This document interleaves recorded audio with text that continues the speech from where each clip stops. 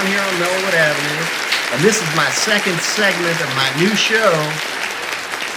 Can't say what it is, but I want everybody to acknowledge and love on my second guest, Billy McNichol, everybody.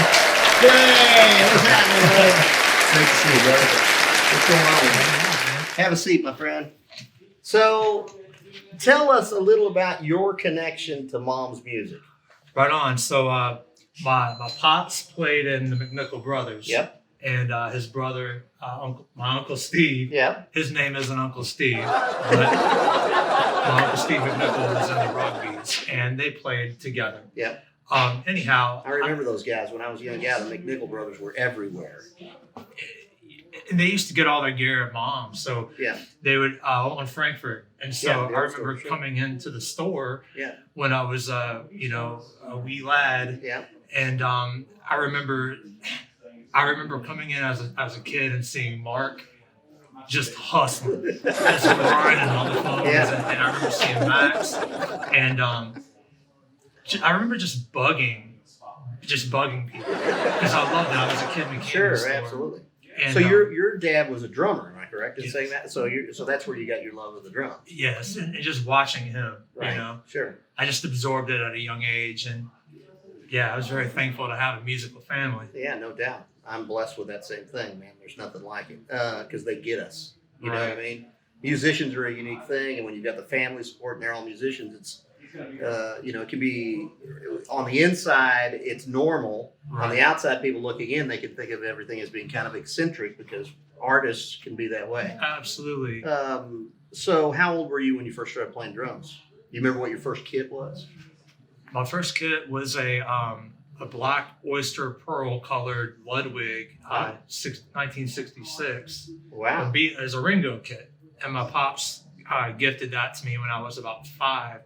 But I sat down behind the same kit that this snare drum comes from, that my dad purchased from Mom's Yep. back in the day. I just had some work done to it. When I was about 2, he put me behind that kit, and at sound checks and before gigs, and I just beat around on them, and that's where I first started, and so Sure. So do you still have that kit? I do. I actually have it up at my mom's house. Wow, nice. I'm going to be bringing it into the store soon to have some work done on it. That's great. I'd like to. Can't wait to see that.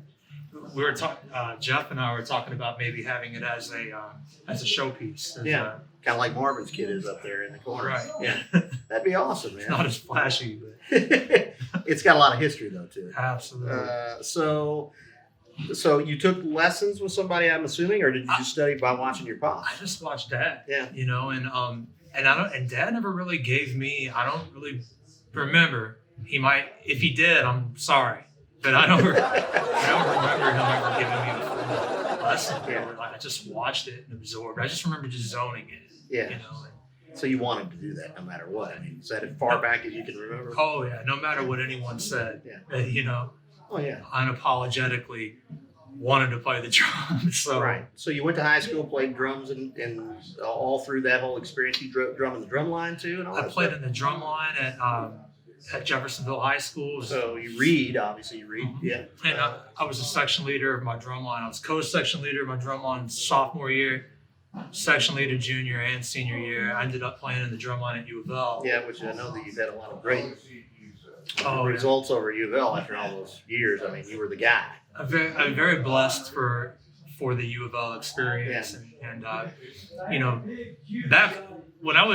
back in the Paleozoic era when I was at U of L. So when I was there, it used to be a prerequisite that you had to play the drums. Right. And so In March. before you played in basketball band, and that was what I really wanted to do. Playing the kit is my thing. And I'm not discouraging anyone to play in drum line. Play in the drum line. Do anything that's musically related, and that's gonna push you forward in this. But I highly encourage you. But I guess what I'm trying to say is that my favorite thing to do is play drums, and I love set playing, right. to play in front of a lot of people, and I like to get people amped, and that was where I Great shone. outlet, man. That's what they were using you for, really. I mean, you were featured Oh, yeah. multiple times and have been and continue to be featured at all U of L basketball games and women's basketball games and just anything that.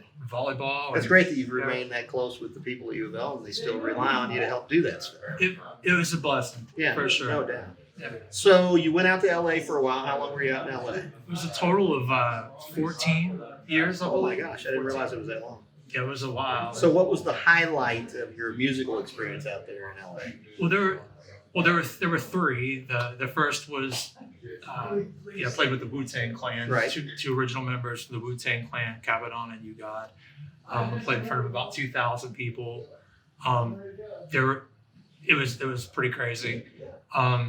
The second would be getting involved in teaching independently and seeing people progress. It was very self-gratifying. The third is one of my favorite highlights of my life is playing back-to-back with Danny Carey from Tool at the Whiskey A Go-Go. And I was invited to do that with my original band. That's something that I'm very, very, very proud of. But then you came back to Louisville, and what brought you back home? I came back home and just wanted to take a break from the madness. 14 years in LA, it's a very cutthroat environment. I just needed to step back and collect and really just kind of took a sabbatical and was thinking I was going to stay for about 3 months. Well, now it's been 3 years. So I love it here. And you've been teaching for us for about 2 and years both now, I think. our store and our sister store, Maxwell's House of Music over in Indiana. So let's talk about what you have coming up. Tell us about what's exciting in your life, what you're looking forward to, what is cooking. So I'm really excited to be hosting a series of drum camps through both stores. Here at Mom's, we're going to have the Derby City Drum Camp, and that begins on July 20th through the 23rd.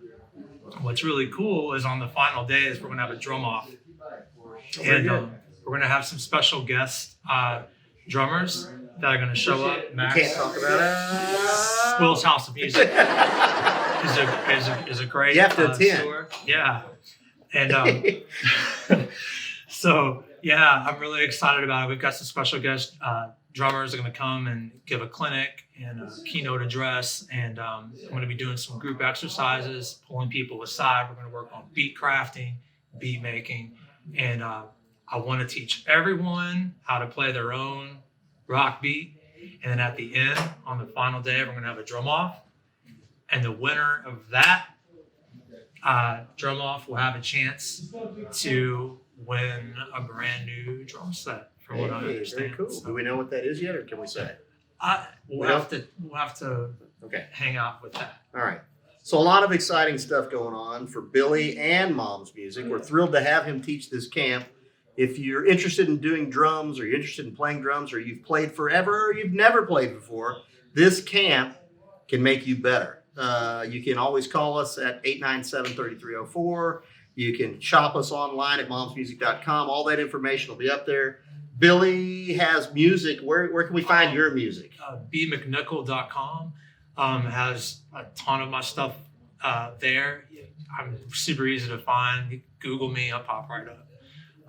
You have some new material probably in the works right now? I have some new material in the works, and I've been working with someone who's on the ballot for the Rock and Roll Hall of Fame. I can't really talk about it. That's very cool. But that's been in the works for a while, but we're inching to the finish line. So we're going to keep pushing. Well, we're excited about all this stuff. We ask you to subscribe to our YouTube page, and you can always come shop us or go to Facebook, our Facebook page, Mom's Music Facebook page. You can sign up. You can call us. We can get you in line for the drum clinic. It is selling pretty well, and we are capping it at a certain amount of students. So please join us for this event. We're excited to have Billy here. I love you, man. I appreciate you doing this, man. Yeah. Good talking to you. And we'll see you next time.